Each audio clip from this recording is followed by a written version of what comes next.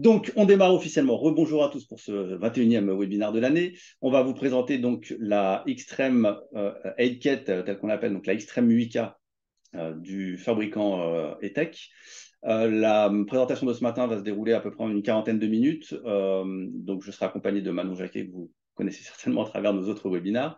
Et on a surtout deux chances ce matin. D'abord, la chance d'avoir Mohamed Jorbin et Andy Oksha de la société ETEC. Mais surtout, la deuxième chance, c'est qu'ils vont parler français. Voilà, c'est assez rare pour une société allemande et américaine, parce qu'il y a plusieurs sites chez ETEC.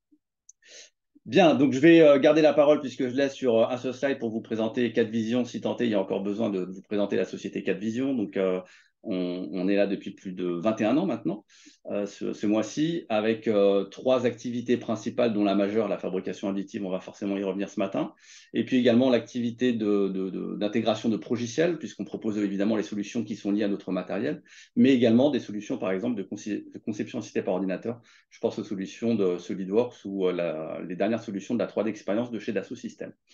On intervient également sur l'intégration de scanners pour différents types, de la rétroconception, du contrôle, de la prise d'environnement. Et là, on travaille avec l'inventeur de la lumière structurée, de la lumière bleue, j'ai nommé Artec 3D. Et tout ceci est possible, surtout la partie fabrication additive, à travers un service de proximité, puisqu'on est présent à peu près sur toute la France, et surtout un service technique extrêmement expérimenté, en plus d'être proche de nos clients. Voilà pour ma part. Je vais laisser la parole à Mohamed Jorbin, donc qu'on va appeler Mo, ce sera plus simple, et à Andy pour la présentation de la société ETEC. À vous, messieurs. Bonjour tout le monde. Merci Olivier. Donc oui, nous sommes euh, francophones, mais ça fait un longtemps qu'on n'a pas vraiment pratiqué notre français. Je vais essayer de utiliser les termes, surtout tout ce qui est terminologie scientifique, mais je suis très heureux d'être là et j'ai commencé la société ITEC qui s'appelait Envisiontech, anciennement Envisiontech a été ça existe depuis 2002 en Allemagne. Nous sommes spécialistes dans tout ce qui est DLP. Nous sommes les inventeurs, en fait, du DLP. On a 130 brevets qui sont déposés. On a 190 collaborateurs dans le monde. On a plus de 5 imprimantes. Je pense,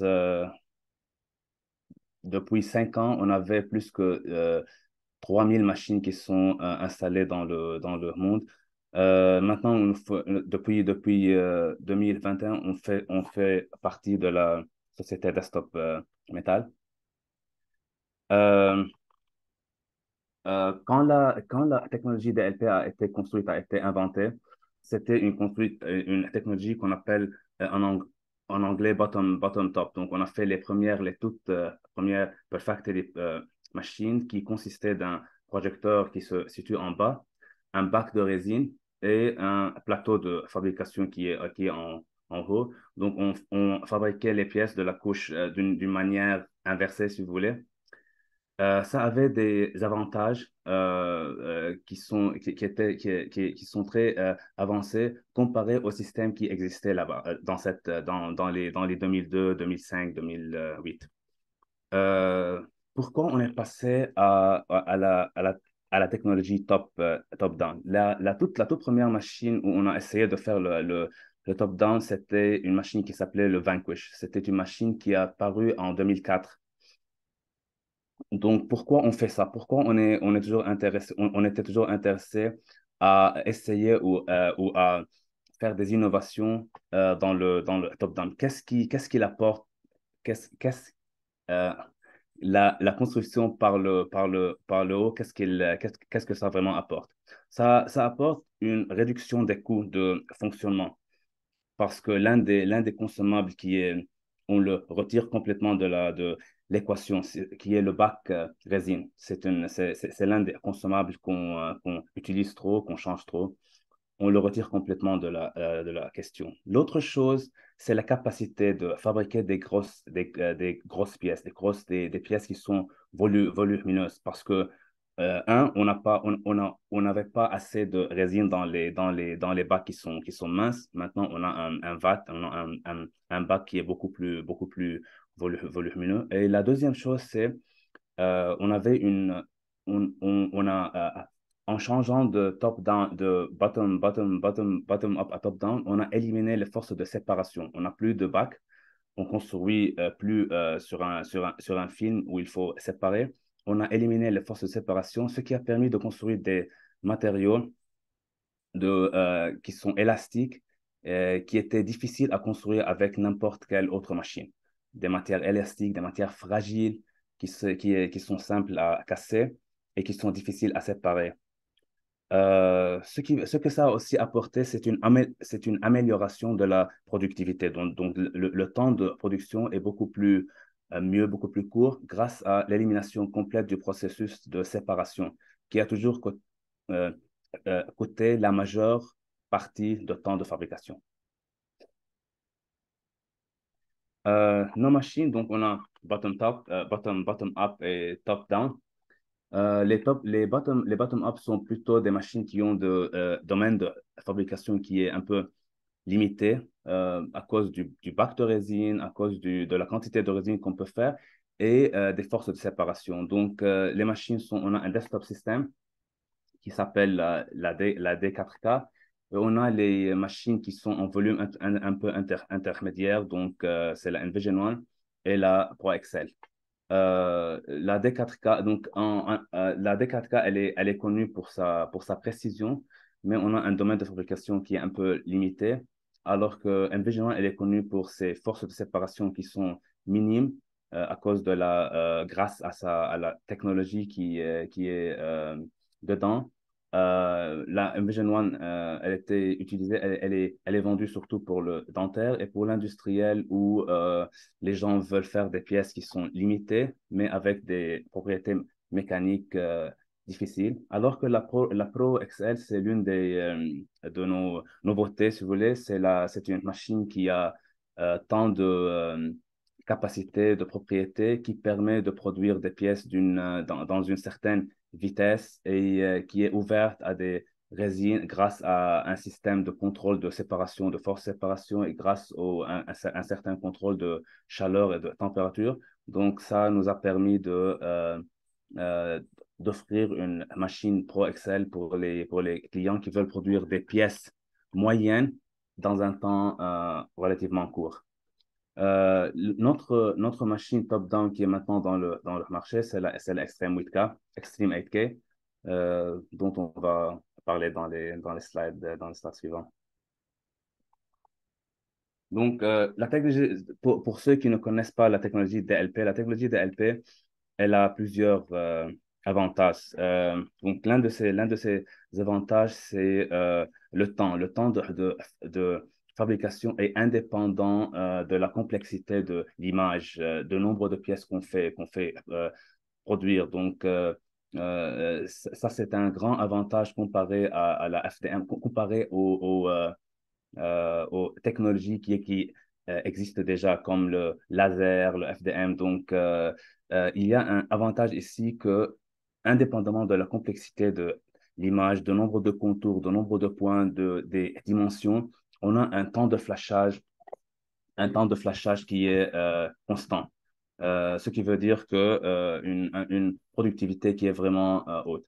On a une précision qui est incomparable à toutes les autres technologies, une résolution qui varie de 35 à 50 microns. La résolution dépend du projecteur qu'on utilise, de la technologie et de l'enveloppe de fabrication. Dans la Z, dans le hauteur, on a une résolution qui varie de 25 à 165, à 175 microns. Cette précision-là dépend des propriétés chimiques, mais aussi du système mécanique, des moteurs utilisés, des axes qui sont bien reconnus sur nos machines. On a un état de surface qui est très propre à l'injection plastique parce que Envision Tech n'a pas seulement euh, des systèmes optiques qui sont très avancés, qui permettent d'offrir une bonne qualité, mais on a aussi un image processing, un certain know-how, une certaine qu'on a développé pour traiter les images afin de réduire toutes les traces ou toutes les lignes qui peuvent paraître dans des systèmes identiques qui utilisent une technologie pareille. On a une grande variété de résines à cause de nos longueurs d'onde, de notre développement qu'on a fait sur les machines. Donc, maintenant, on a une variété de résines qui varie de l'élastomère, résine qui résiste les hautes températures, les biocompatibles, les résines rigides. Euh, L'un des avantages de la DLP, c'est aussi que c'est un milieu isotrope parce qu'on produit avec la même longueur d'onde et la même. Voilà. Maintenant, on arrive à l'extrême 8K. Donc, en Vision Tech, depuis son innovation du DLP, E-Tech maintenant, E-Tech a continué à développer et à diriger l'innovation dans tous les vecteurs liés à cette technologie. Donc, on n'a pas juste inventé, on est toujours les pionniers à développer, à diriger. Donc, de la source lumineuse aux longueurs d'onde, aux lentilles et au système optique qui est utilisé, au traitement de l'image, dont on a parlé, au revêtement intelligent, recoating, blade, au contrôle thermique, au traitement des gaz et des odeurs. Donc tout ça a permis d'avoir l'extrême 8K, qui est le fruit de ce long chemin et de cette culture chez E-Tech, chez Envision Tech. Grâce à une collaboration avec les meilleurs fournisseurs de sources lumineuses, les LED, donc on appelle en anglais, les systèmes optiques, nous disposons de nos projecteurs qu'on voit ici dans l'image au milieu. Donc, on se dispose des projecteurs qui sont uniques, avec une longueur d'onde de 385 nanomètres. En fait, en Vision Tech, c'est la première société qui utilise le DLP et qui est passée à cette longueur d'onde, qui a beaucoup qui a beaucoup d'avantages au niveau de cuisson des résines qui sont un peu difficiles et un peu challenging. Donc, on a aussi une qualité d'image à travers ces projecteurs-là. On a une qualité d'image avec une distorsion qui est inférieure à la taille du pixel. Ce qui est aussi un très grand atout, une tâche qui est très difficile à achever, à avoir dans un tel domaine de fabrication. On a une puissance lumineuse sans précédent de 24 watts. Donc, c'est une machine qui utilise un LED, mais pourtant, on a un 24 watts qui est comparable au terme d'efficacité de durcissement à celle du laser, mais toujours sous une forme beaucoup plus rapide que le laser, beaucoup plus simple et beaucoup plus fiable.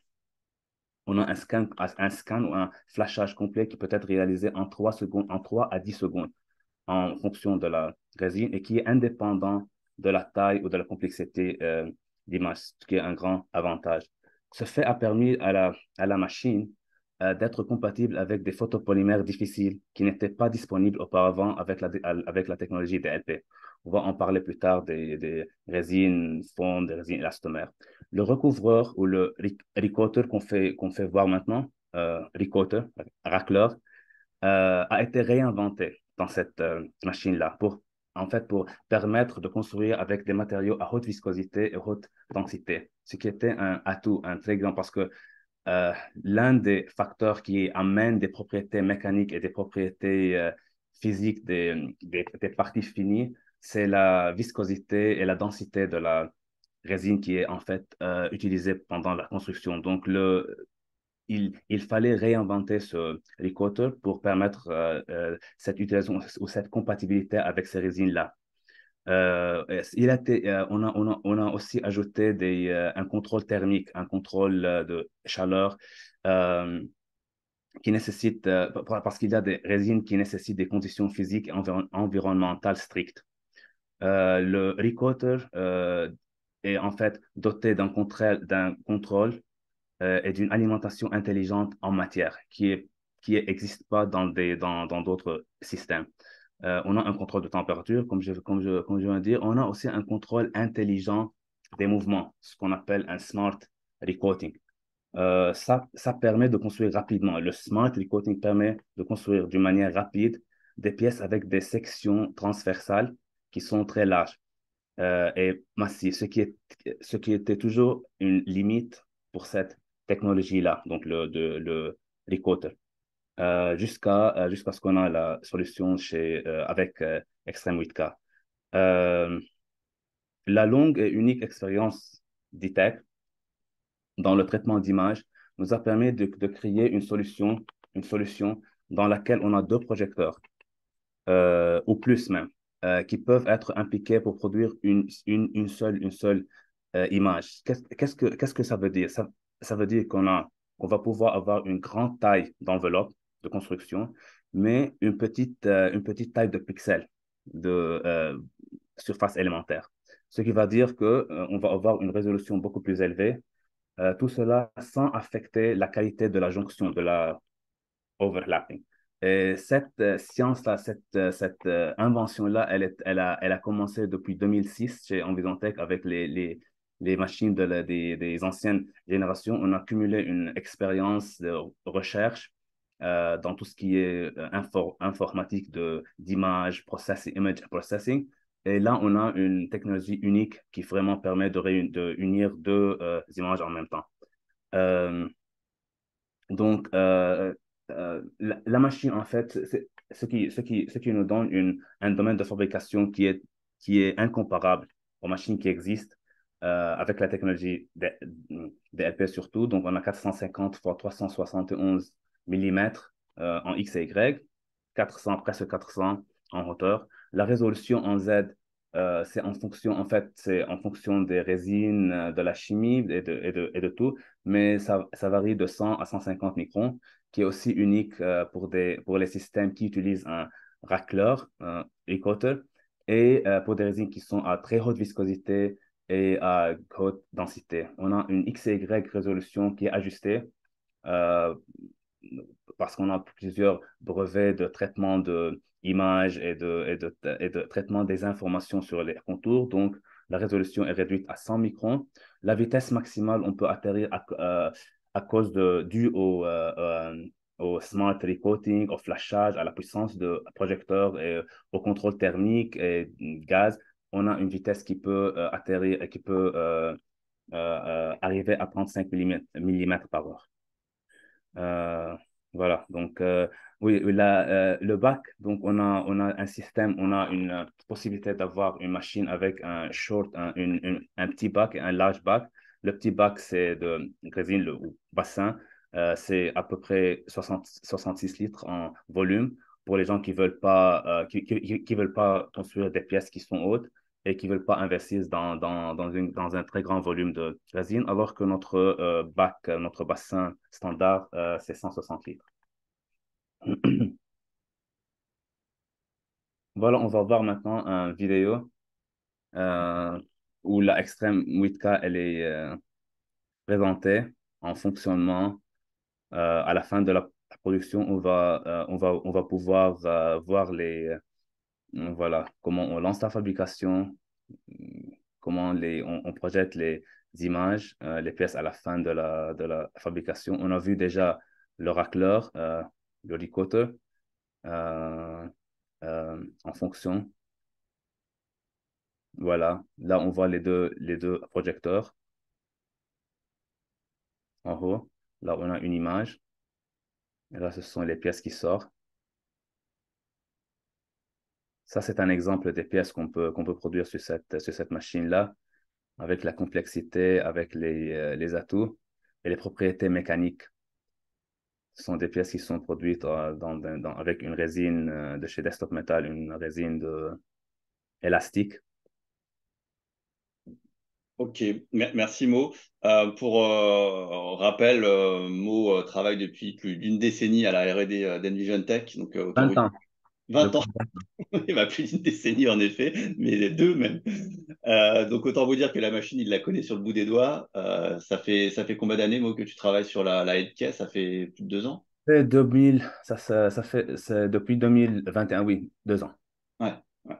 Donc voilà, la machine a beaucoup évolué avant sa commercialisation aujourd'hui. Il y a eu pas mal de changements, notamment bah, justement la taille des bacs, il en parlait, qu'on voit ici à l'écran. Comme je vous l'ai dit tout à l'heure, on va faire 3 pauses questions-réponses. Là, on vient de terminer, on pourrait vous en parler encore plus longuement, mais on vient de terminer la partie technique de la machine. Donc, si vous avez des questions, euh, merci de les poser maintenant via le bouton Q&R pour qu'on les traite au fur et à mesure. Les 2 autres parties vont être donc le processus complet, parce qu'on veut en toute transparence vous montrer le workflow complet pour produire des pièces, parce qu'après la machine, il y a encore des étapes. Et la technologie DLP, c'est certainement là où les étapes de post-traitement sont les plus courtes, les plus rapides et les plus automatisées dans toutes les technologies additives. Donc, je pense à la poudre ou au dépôt de fil. On est bien plus rapide en termes de workflow sur les résines DLP. Donc ça va être la seconde partie où on refera une pause questions-réponses et après on attaquera les matériaux. Donc, n'hésitez pas à poser vos questions là sur la partie technique de la machine telle que vous la voyez à l'écran. Et encore une fois, merci Mo pour ces explications. Merci pour le français, parce que je sais que tu aurais plus de facilité à le faire en allemand ou en anglais. Oui. Donc, voilà. J'espère que ça a été clair et facile à comprendre. Alors, on a des questions, donc je les traite. Donc, je te laisse Mo ou Andy répondre aux questions. La résine non polymérisée est-elle réutilisable? Très bonne question. Oui, bien sûr. Donc, bien sûr, on a le procès de nettoyage et de traitement de la résine, elle est très simple. Et l'un des avantages, c'est que ça permet de récupérer toutes les résines qui sont utilisées. Donc, on a même fait des études qui calculent si tu veux, la perte de résine. Et en fonction du volume des pièces, on peut récupérer plus que 90% de la résine qui est aux alentours des pièces. Donc, la Ok. réponse, c'est oui. Et oui, oui, et par expérience, le DLP est aussi la technologie où il y a le moins de perte de matière parce qu'il y a très peu de supports. Si on compare par exemple au dépôt de fil, où on a une multitude de supports parce qu'on doit jouer avec la gravité, ce qui est pas le cas dans un bain de résine. Le support est plus là pour éviter les micro-rotations des pièces, etc. D'ailleurs, on les voit sortir à l'écran avec quasiment pas de support. Donc oui, très très peu de pertes. Et puis la précision des projecteurs et du flashage, je dirais, fait qu'on ne contamine quasiment pas la résine aux alentours de la pièce. Autre question, est-il possible de réaliser des outillages pour de l'injection plastique, telle l'utilisation d'une presse manuelle, comme Ouais, le... ça, je peux prendre cette question. Nemo, tu peux ajouter aussi.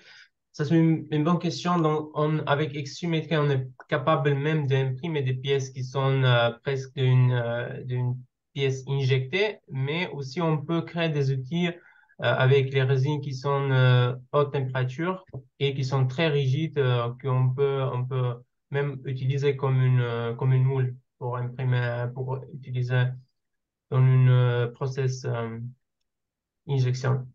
Donc, oui, on a 2 options. Ok, merci Andy. Autre question, est-ce qu'on a une idée du taux de rebut en production série? Alors, souvent nos réponses, c'est ça dépend. Ça dépend souvent de la topologie de la pièce. Mais peut-être Mo ou Andy, vous voulez ajouter quelque chose sur le sujet? Non, c'est vrai que ça dépend de la complexité de la pièce ou de la forme de la pièce. Mais si on arrive, mais nos clients, on a déjà des clients qui font ça, donc qui produisent les mêmes pièces. Il y a plusieurs. Ah, Mo, ça a coupé. Je Et- pense qu'il y a un problème de connexion. Attends. Mais oui, après, comme il a dit, ça dépend de la complexité de la pièce. Mais en normal, si on va imprimer des pièces qui sont très similaires et on peut relancer le job, plusieurs jobs pendant la journée, oui, ça c'est très facile. Ça va être la même matériau, même ça va nous aider de faire le nettoyage plus vite. Mais oui, c'est une chose prévue pour l'Extreme 4. Ok, Et par rapport d'une question comment ça se passe le nettoyage de la pièce après impression, on on va. va discuter dans la deuxième partie. Ouais, tout à fait. Donc, Ok. Autre question, quelle est la quantité minimale de résine à mettre? Alors, on l'a dit tout à l'heure, vous avez 2 bacs, donc 66 litres de mémoire ou ouais, 165. ouais, exact, juste à 160 litres. Donc, il y a du bac. En ce moment, le bac qu'on utilise pour la production, c'est 160 litres et avec une hauteur jusqu'à 400 mm. Ouais. Donc, vous remettez la point avant la production, sachant que donc, la résine est réutilisée systématiquement à chaque production. Faciliter le changement de matière aussi, c'est la question qui est par Claude. Alors, ça, c'est très facile. C'est vraiment différent d'une bottom-up. Ici, on change que le vat ou le bac. Et après, il reste que le ricotter et quelques pièces mécaniques. On doit faire le nettoyage. Mais normalement, ça prend 30 minutes de faire le nettoyage ou changer une matériau.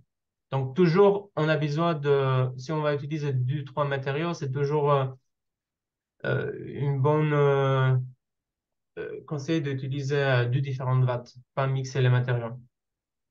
Ok, et les deux dernières questions, comment se passe le nettoyage de la pièce après impression? Et l'autre question, les produits de nettoyage sont-ils considérés comme des déchets euh, ultimes? On va y répondre justement dans cette OK. nouvelle partie. Donc, merci pour la transition aux gens qui ont posé cette question. Et donc, merci pour votre participation active. Je vais laisser la parole à Manon sur cette partie justement workflow et post-traitement. Merci Olivier, bonjour à tous et merci d'avoir participé à ce webinaire. Donc ça fait plusieurs fois qu'on fait des webinaires sur la partie DLP, mais je pense qu'il est quand même important de rappeler en fait le procédé et le processus complet qu'utilise en fait la Extreme ETK de chez ETEC.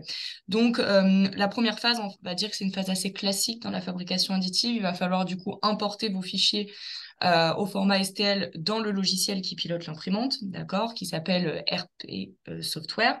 Ce logiciel est plutôt bien étudié, simple en termes d'utilisation. Vous avez juste à importer votre pièce. Comme on est sur des pièces isotropes, on l'a dit précédemment, on va juste orienter nos pièces pour limiter au maximum le support.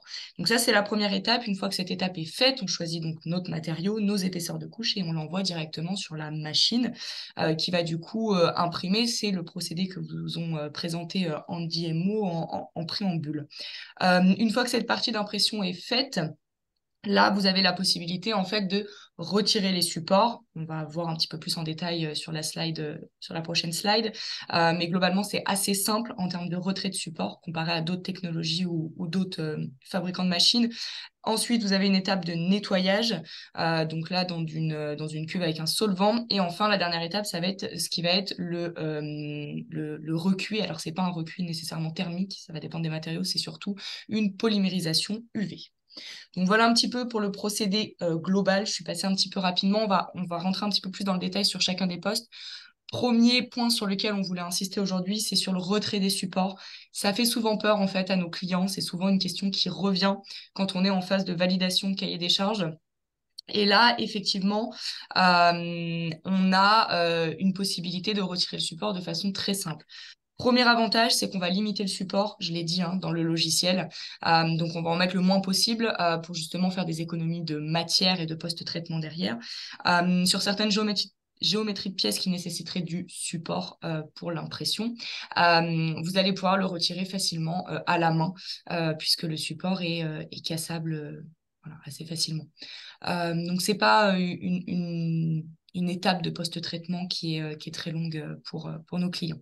Ouais, Euh, je me permets, pardon, ouais, c'est bien plus facile à enlever que du support des pots de fil en comparaison. Et on gère les points d'impact sur les faces.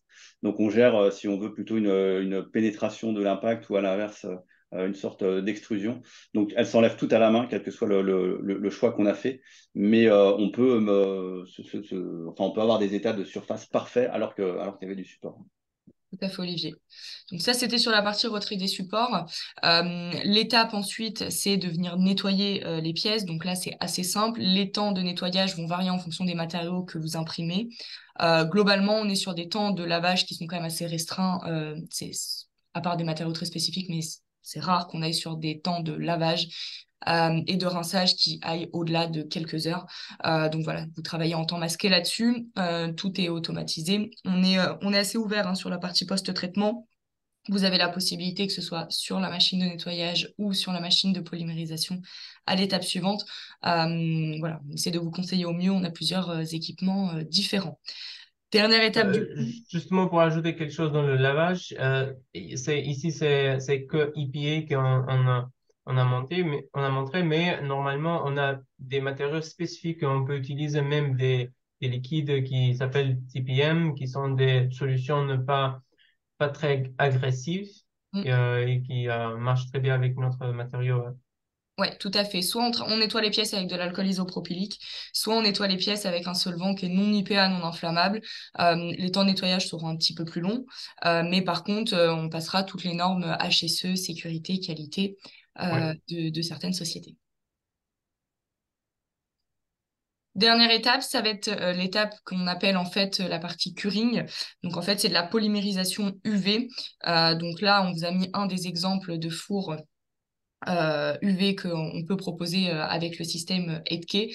Voilà, donc pareil, on vous informe pour chaque matériau des temps de séchage, des temps de polymérisation pour chacune de vos pièces en fonction des matériaux que vous avez utilisés.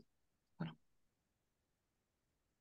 Ok, merci Manon. Alors, même exercice que tout à l'heure, et vous l'avez bien fait précédemment, n'hésitez pas à poser vos questions sur cette partie post-traitement. Euh, donc, il y avait une question, c'était quel consommable pour l'imprimante? Alors, les matériaux, c'est la partie d'après. Mais là, c'est vrai qu'on peut considérer comme consommable la partie soit alcool isopropylique, soit le nettoyant. C'est vrai qu'on utilise un nettoyant, notamment de chez Loctite, donc encore une fois, non inflammable, pour nettoyer les pièces. Alors, évidemment, ce bain est réutilisable hein, jusqu'à ce qu'il soit visuellement saturé. Donc, ça reste quand même un consommable. Il faudra le purger de temps en temps. Et tout ceci est semi-automatisé puisque vous mettez toutes vos pièces dedans et puis vous programmez le temps. En général, on est sur des temps de 3-4 minutes de nettoyage.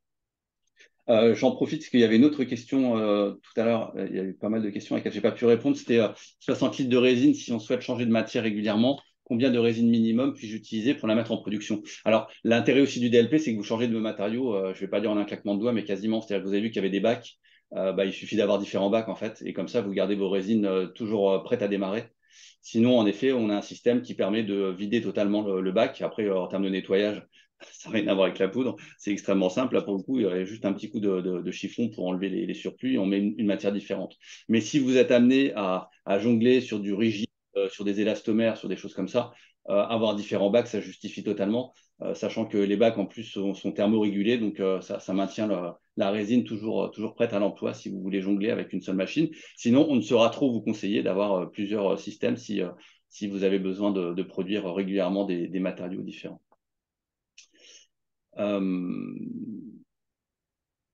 Je regarde aussi les questions. Alors, une autre question sur la compatibilité avec les résines Loctite. Merci pour la position. Ça va être la partie d'après. Oui, Andy. Oui, on va discuter dans la troisième partie. Mais oui, c'est vrai. Okay. C'est compatible. Et alors, j'ai une question intéressante, parce que je connais bien la machine. Nous avons une imprimante FDM Mojo, alors là, grand cru, petite imprimante FDM pour ceux qui ne connaissent pas, qui a des supports solubles. Est-ce que le nettoyage prendrait moins de temps avec cette techno? Fois 1000 fois moins. Comme je vous l'ai dit tout à l'heure, le DLP, c'est pour moi le post-traitement le plus rapide dans toute technologie de fabrication additive confondue.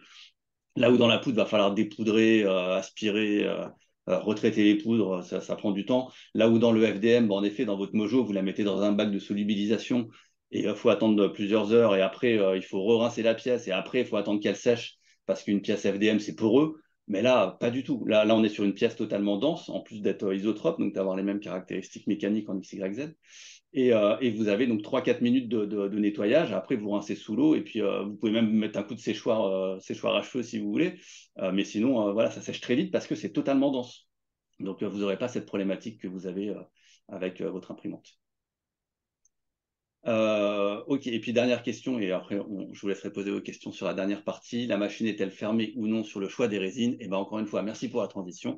On va donc passer sur la partie matériaux et on est ouvert à tous les chimistes depuis plus de 20 ans avec les produits ETEC.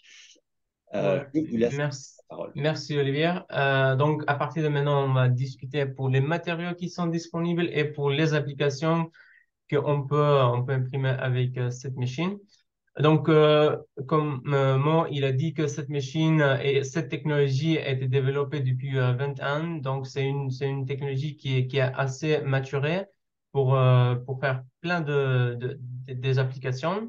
Mais qu'est-ce qui a changé maintenant qu'on dise que maintenant on peut imprimer des matériaux et on peut avoir des applications qui sont pour le usage final. Ça, je veux expliquer dans les slides suivants. Donc, on a expliqué du type de technologie, bottom-up et top-down. Donc, normalement, pour le bottom-up, on a vraiment envie d'avoir des résines qui sont vraiment de viscosité très bas parce que ça nous aide à être très vite. Mais ça veut dire que les résines qui sont de viscosité bas, la qualité, c'est pas le même comme une résine eau viscose. Jusqu'à ce moment, on n'avait pas vraiment le choix d'une technologie qui peut imprimer des matériaux qui sont très viscoses. Et Edka, c'était la machine qui est vraiment compatible et qui a fait ça possible. Pourquoi on a besoin de résine très viscose? Pour plusieurs raisons. La première raison, c'est on peut avoir des pièces moins déformées et moins de warping. Ça, c'est vraiment une grande souci dans le monde des LP. On peut avoir une couche qui est vraiment attachée mieux avec les autres couches. Donc, le pièce, ça va être plus stable et plus isotrope. Donc, ça, c'est les avantages d'une résine visco. Et pourquoi on n'a pas imprimé avant? Quand je dis, c'est vraiment, c'est la puissance de la technologie, c'est la bottom-up technologie qui nous permet d'imprimer des résines très viscoses.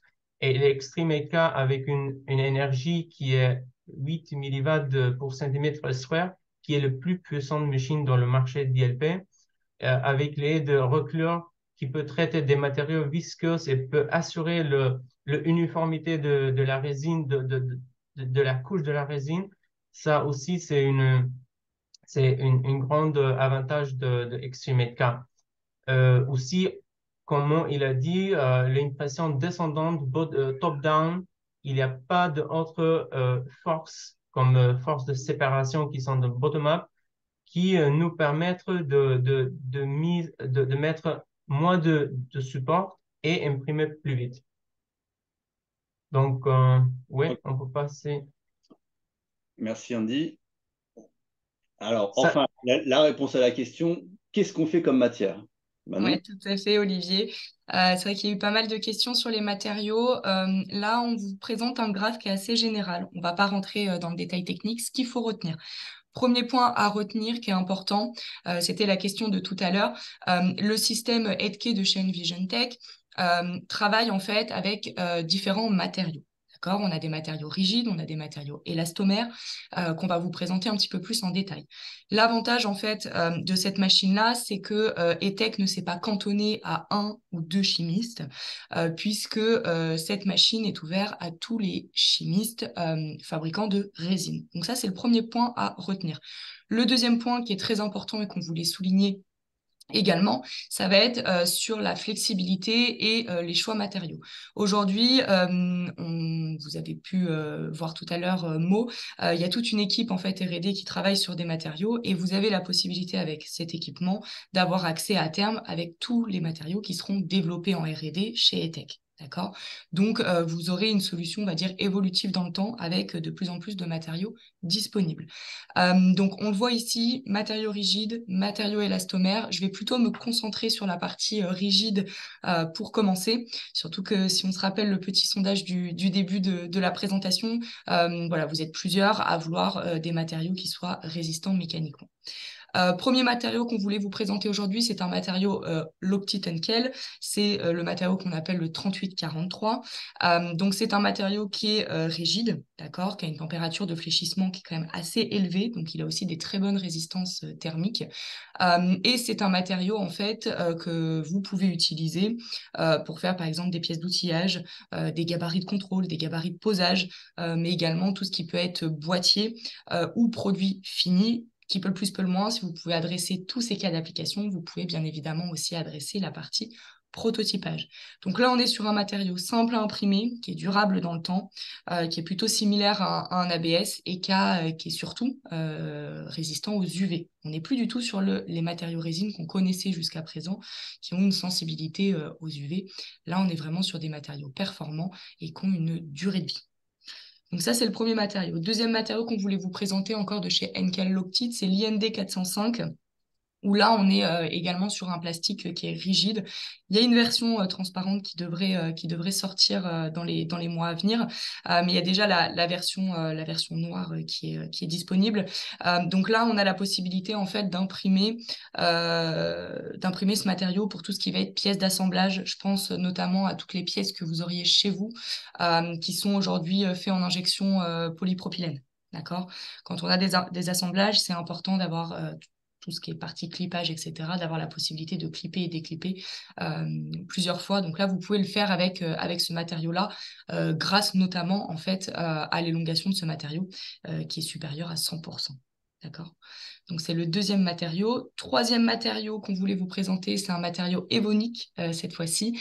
Donc c'est le ST6100L. Alors là, on a une super tenue en température. D'accord? On tient jusqu'à 120 degrés lorsque la pièce est terminée, imprimée et post-traitée.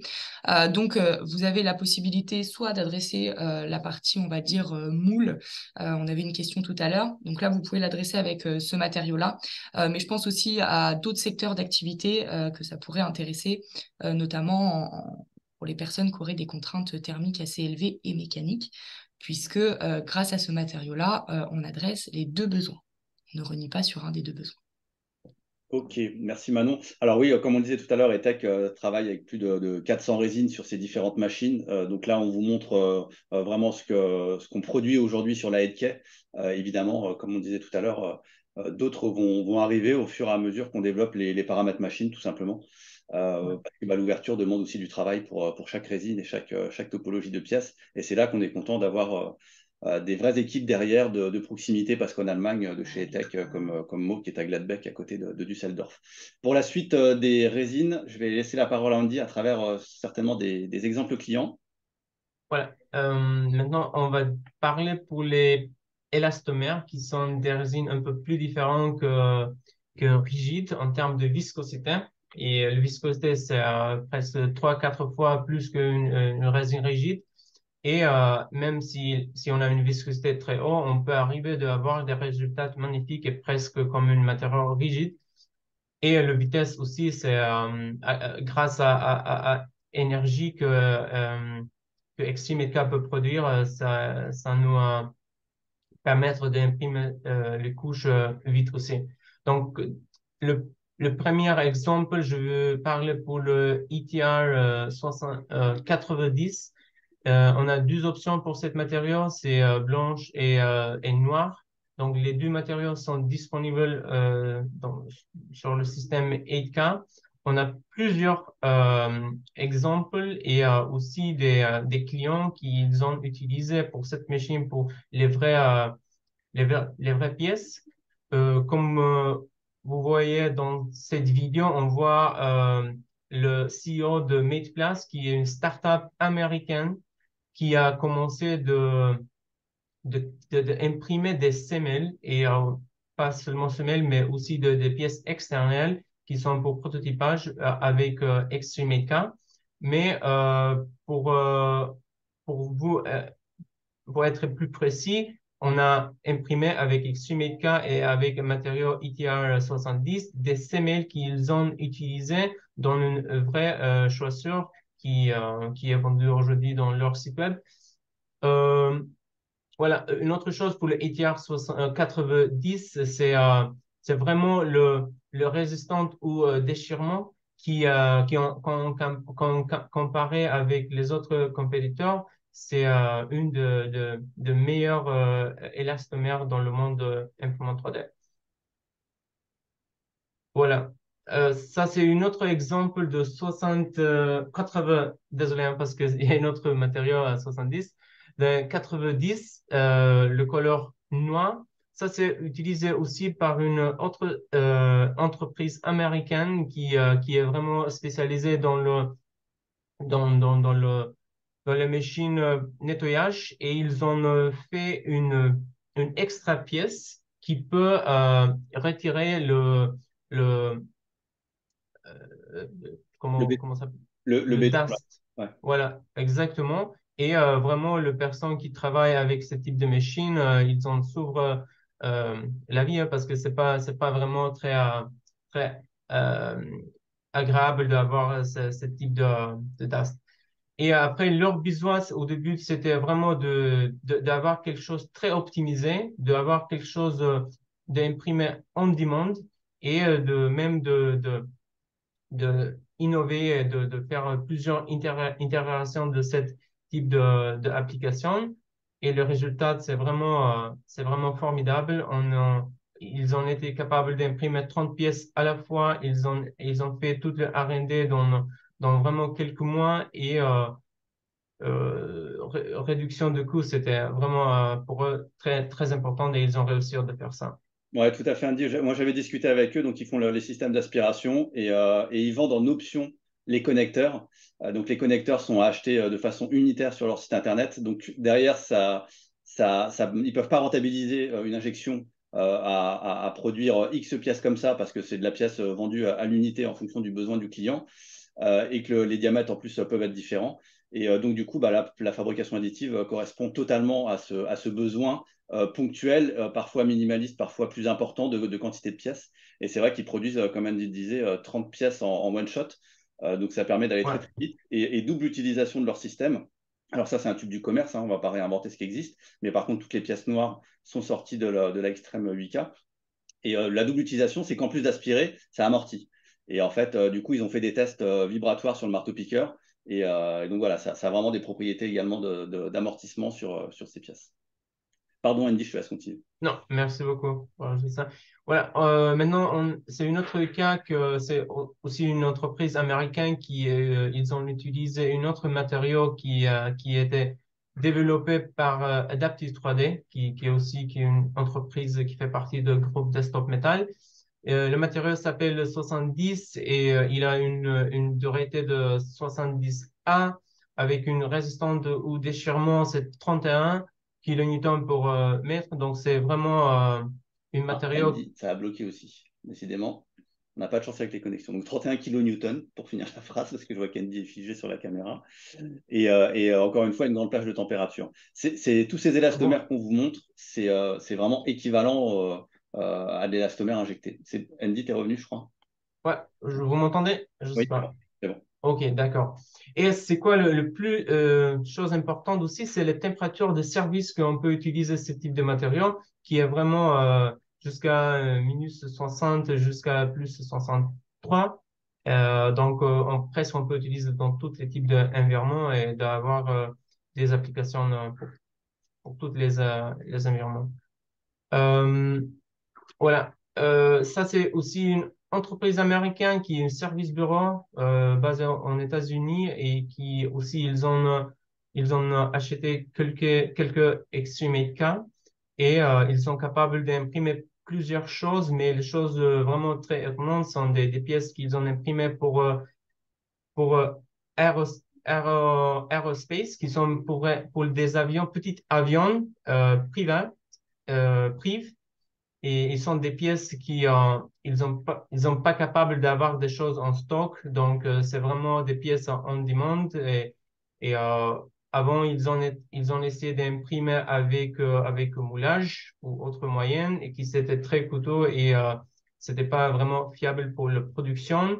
Quand ils ont utilisé Extremetka, ils ont vraiment trouvé que Extremetka est capable d'avoir imprimé des milliers de pièces dans dans une semaine et avec une vitesse par job de 3 heures ou presque 3 heures par job avec ETR 17. Et c'est le même exemple, c'est Aerosport qui imprime des autres applications. OK. Merci, Andy. Euh, Maintenant, un petit bonus, Andy. On va en dévoiler un peu plus sur le futur aussi de la healthcare. Voilà, ça c'est le futur, mais c'est pas très futur parce qu'on a déjà fait beaucoup de boulot, on a fait pas mal de projets sur cette matériau. Peut-être c'est très récent dans le monde 3D. On n'a jamais vu d'avoir vraiment une mousse qui peut être imprimée. Donc, ça va être disponible au début de 2024. Et vraiment, le but de cette mousse, c'est d'améliorer le process qu'on connaît très bien comment le mousse était produit avant. On sait que le mousse était fabriqué par des moyens, ouais, c'est moule ou c'était coupage ou d'autres choses qui vraiment créent beaucoup de déchets. Et c'était vraiment qui demande vraiment des heures pour faire une pièce et même la complexité, c'était pas facile à faire une pièce selon le besoin d'un client. Donc, Adaptive 3D a développé une mousse qui peut être imprimée avec 8K. Et vraiment, on peut imprimer une pièce, n'importe quelle complexité, aussi le taille, on peut imprimer sans aucun outil. On peut vraiment réduire la production de déchets. On a presque un minimum 10% de déchets. Ici, on peut compter les supports et le résine qui va être jeté dans le IPA, mais le reste, c'est une pièce finale sans des déchets euh, plus. Et aussi, autre chose qu'on peut ajouter, c'est le réduire le poids. Donc, ici, quand on sait le réduire le poids, c'est pas que le forme, c'est vraiment plus légère d'une forme traditionnelle, mais on est capable de réduire la structure de la freeform. Donc, on peut imprimer des pièces qui sont très complexes, des structures lattices, qu'on peut réduire le structure jusqu'à 60 ou 70% de la poids. Et ça nous permet d'avoir plusieurs applications qui ont besoin de pièces plus légères. Ici aussi, on voit que euh, on a plusieurs choix pour le freeform parce qu'on essayait vraiment de attaquer plusieurs industries. Et pour chaque industrie, on essayait de formuler une différente résine.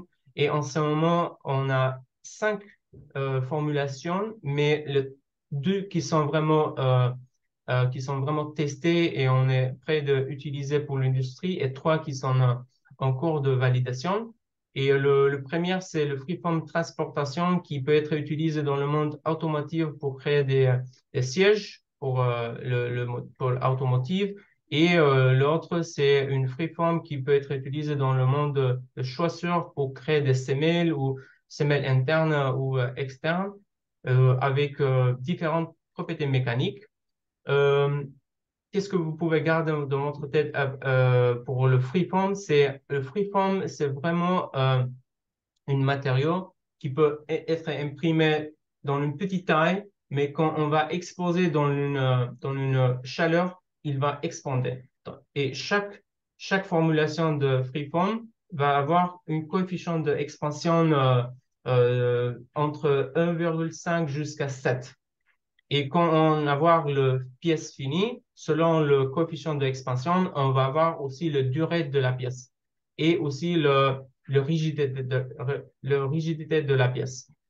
Voilà, quand vous voyez la densité de matériaux, c'est 0,4 ou 0,5, c'est presque comme le forme qu'on voit dans le marché. Ok. Merci Andy. Et ça fait du bien de voir un fabricant de machines qui développe également la partie matière pour différentes applications et qui ne se repose pas sur ses lauriers.